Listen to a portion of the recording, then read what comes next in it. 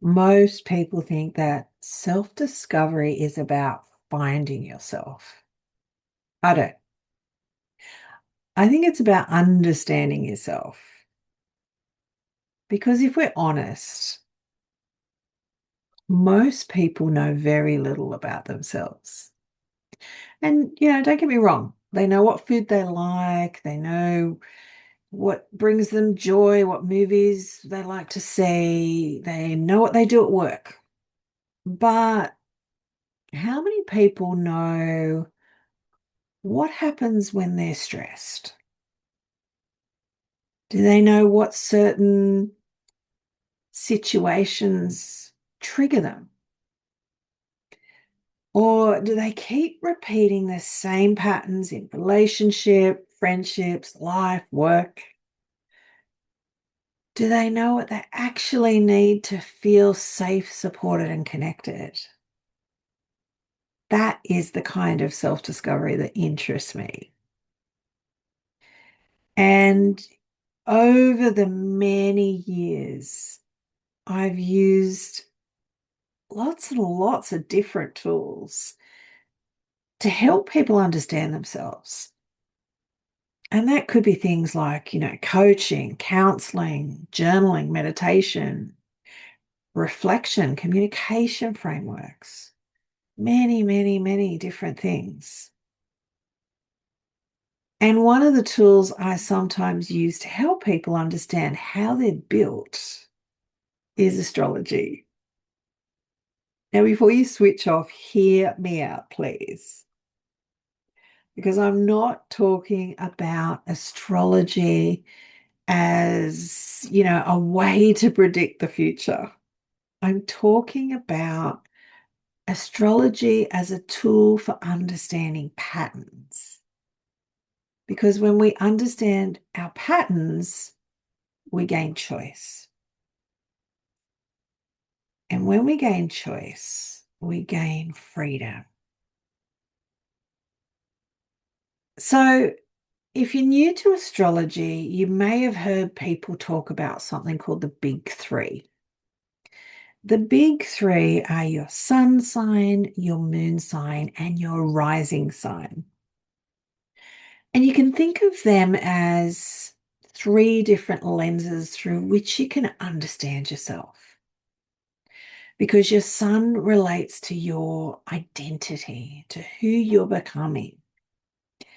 Your moon relates to your emotional world.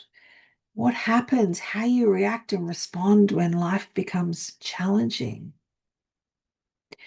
Your rising sign relates to how you instinctively approach life and how you meet the world.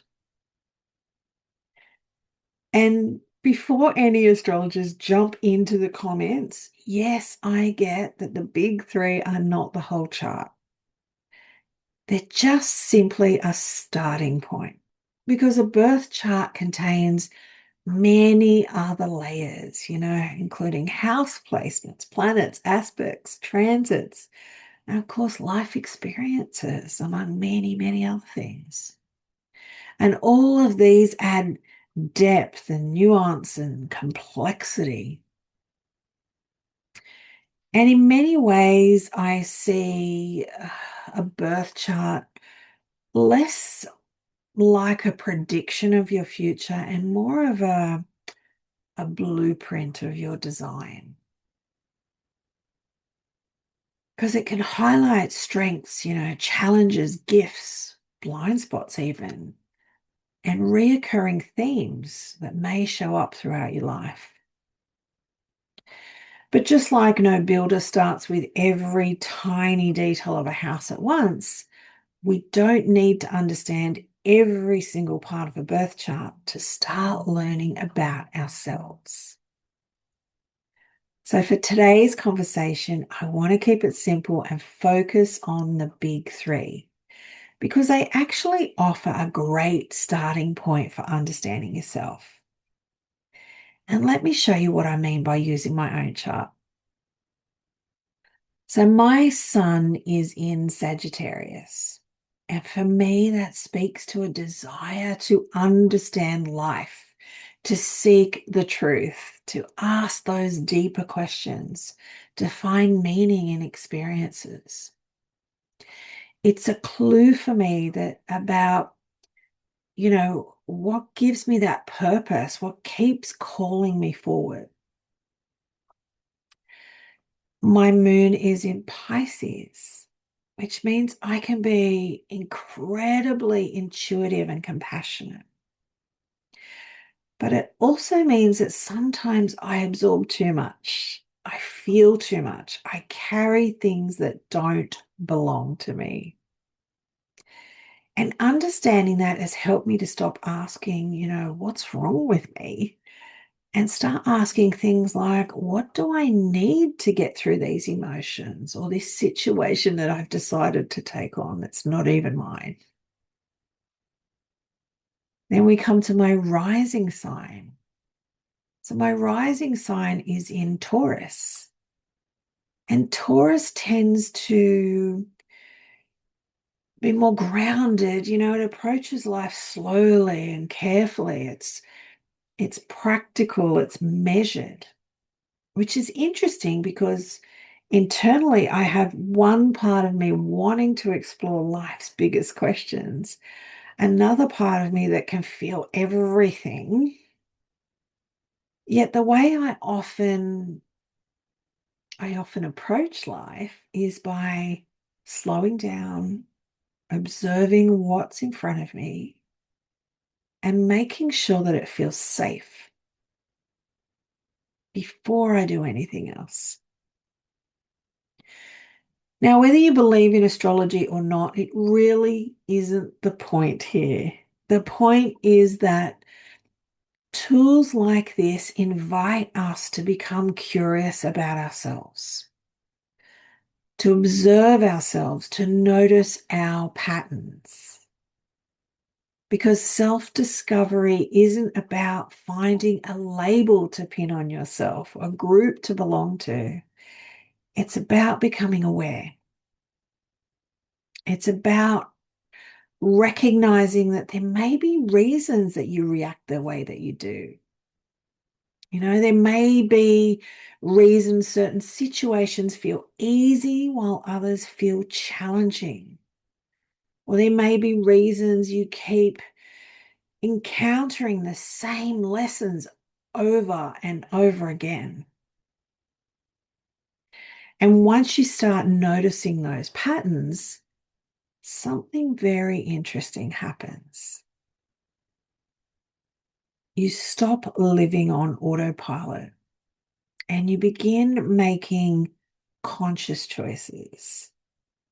And for me, that is where self-discovery begins. Because it's not with the question, who am I? But with the question, why do I do what I do? So I'd love you to spend a few moments with me reflecting on 3 simple questions. Are you up for it?